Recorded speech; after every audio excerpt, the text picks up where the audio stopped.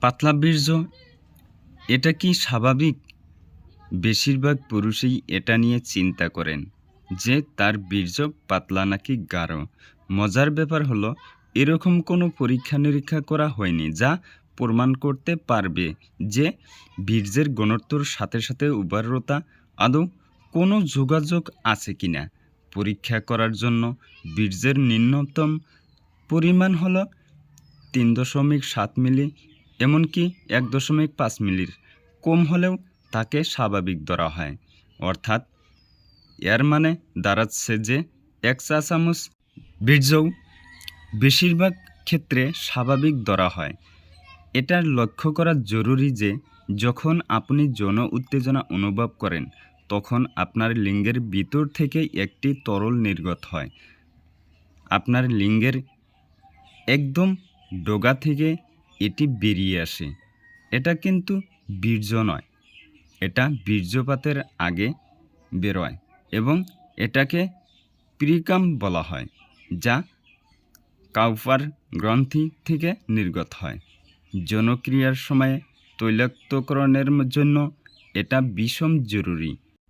অনেকে এটাকে পাতলা বীর্য ভাবেন, কিন্তু বেশিরভাগ সময়ই এতে শুক্রাণু থাকে না। এখন কথা হলো বীর্যর ঘনত্ব কোন কোন জিনিসে প্রভাবিত হয়। আপনি কি কি খাচ্ছেন তার উপর আপনার বীর্যের ঘনত্ব নির্ভর করে। অর্থাৎ আপনার খাদ্য অভ্যাসে যদি যথেষ্ট পরিমাণে প্রোটিন বা জরুরি পরিপোষক না থাকে তবে আপনি পাতলা বীর্য লক্ষ্য করবেন। প্রোটিন আপনার বীর্যকে ঘন করতে সাহায্য করে। এছাড়াও যদি আপনি প্রায় বীর্যপাত করেন তবে আপনার বীর্যের ঘনত্বে আপনি তফাৎ দেখতে পাবেন। সাধারণত অন্ডকোষে শুক্রাণু তৈরি হয়ে পরিণত হতে কয়েক মাস লাগে। অর্থাৎ আপনি যদি দিনে বহুবার হস্তমৈথুন করেন বা যৌনক্রিয়ার ফলে আপনার বীর্যপাত হতে থাকে তবে আপনার অন্ডকোষে যথেষ্ট বীর্য থাকবে না।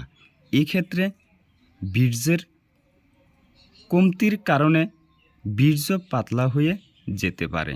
যদিও এটা সবসময় ঠিক নয় যে অল্প শুক্রাণুর কারণেই বীর্যের ঘনত্ব পাতলা হয়ে যাবে।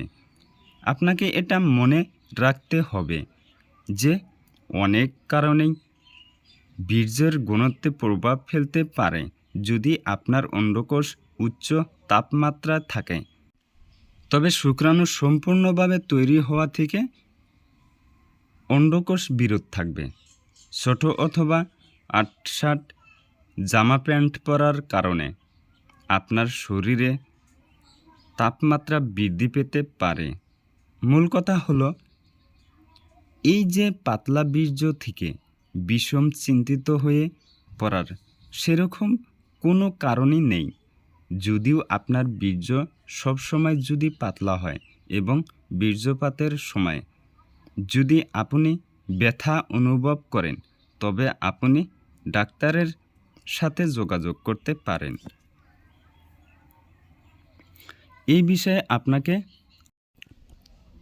হয়তো জেনিটরিনারি মেডিসিন ক্লিনিকে যেতে হতে পারে।